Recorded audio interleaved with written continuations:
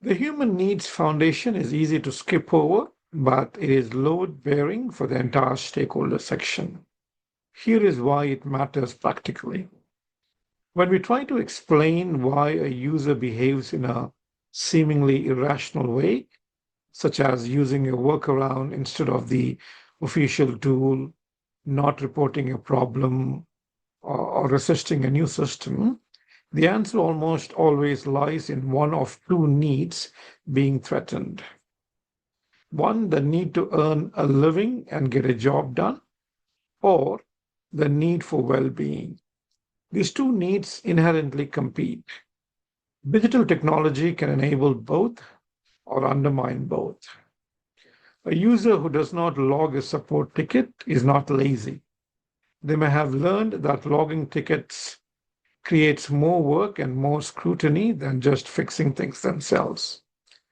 Their well being need, which is manageable workload, autonomy, etc., is causing them to bypass the process.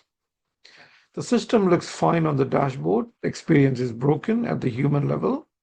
The practical takeaway for your exam: when a question presents a stakeholder behaving in a puzzling way, ask which human need is being threatened or prioritized. The answer will usually be visible in the tension between productivity and well being or between competing role obligations.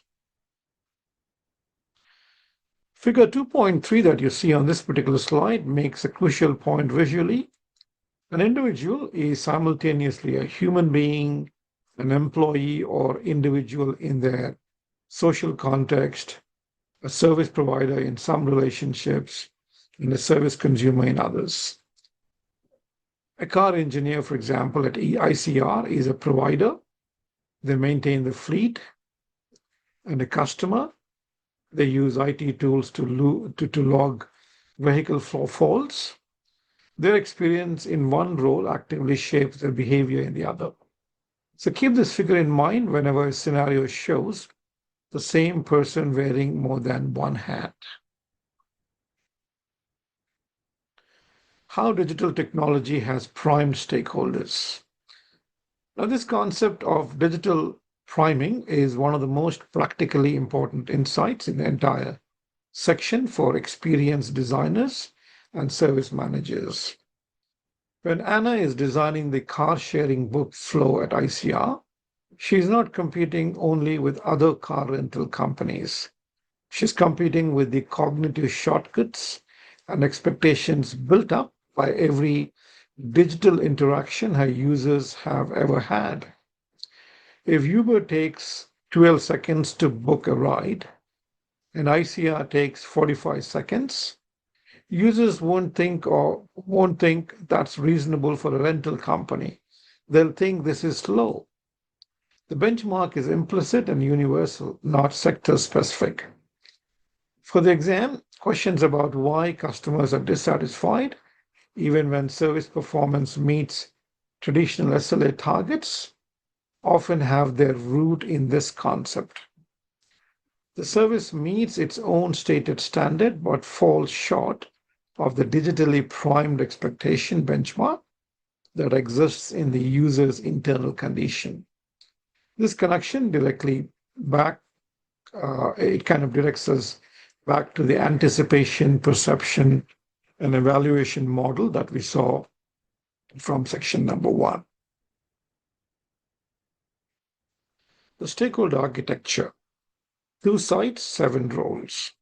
7 roles, 3 on the customer side and 4 on the provider side.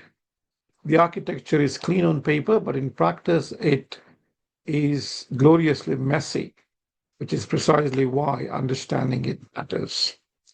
The consumer side is the receiving side of this service relationship. The user directly engages with the service to complete tasks. The customer specifies requirements and is accountable for the outcomes users achieve. The consumer sponsor sets strategic direction and makes funding decisions. The principle that one person can hold multiple roles simultaneously It's critical and frequently exam tested.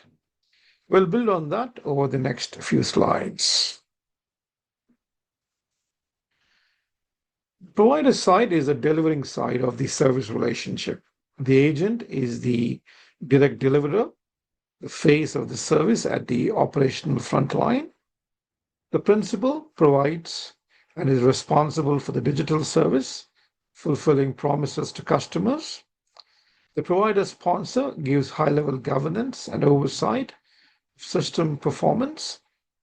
The enabler works behind the scenes, creating the conditions that make service delivery possible.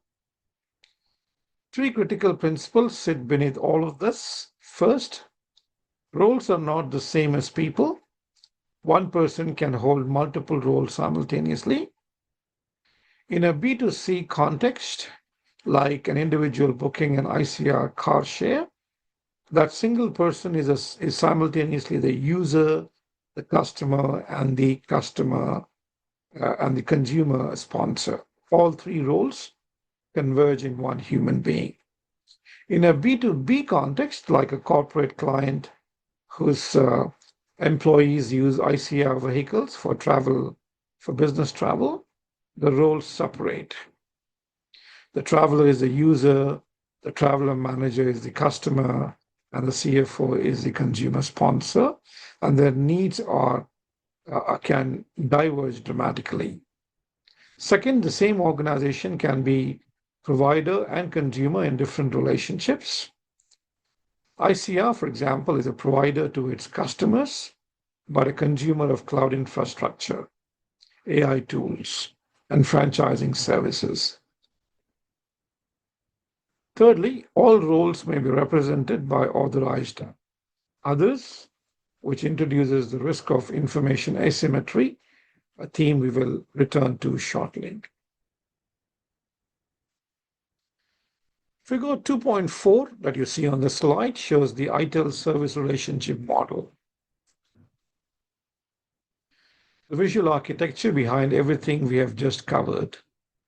On the left, the provider circle moves through discover and design, capture and process, acquire and build, and deliver and support, housing the agent, principal, sponsor, enable roles.